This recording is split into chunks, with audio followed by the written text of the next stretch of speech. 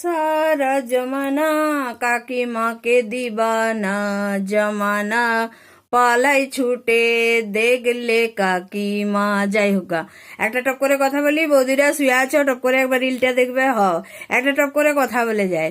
তোমরা কি জানো শপিং মলে হ্যাঁ, যে ছেলেরা যারা সার্ভিস দিত তাদেরকে এখন সরিয়ে দিয়ে শুধু মেয়ে কেন রাখা হয়েছে? মেয়েদেরকে কাউন্টারে, মেয়েদেরকে সেলে কেন রাখা হয়েছে জানো না তো? বলে দিচ্ছি।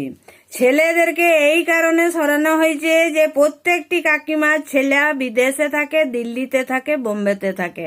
হ্যাঁ, যতবার কাপড় কিনতে যাবে সেলসম্যান গুলোকে ধরে ধরে তার পিঠে নাপ করবে, আমার ছেলেটা তোর মতন একবার লেপেলি।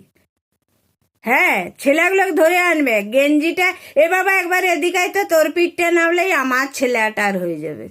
হ্যাঁ, আর মেয়েদেরকে এই জন্য রাখা হয়েছে, প্রত্যেকটি বাবান সোনা শপিং করতে গেলেই মেয়েগুলিকে দেখে আন্দাজ করে কি আমার বাবু সোনার সাইজটা ঠিক এরকম।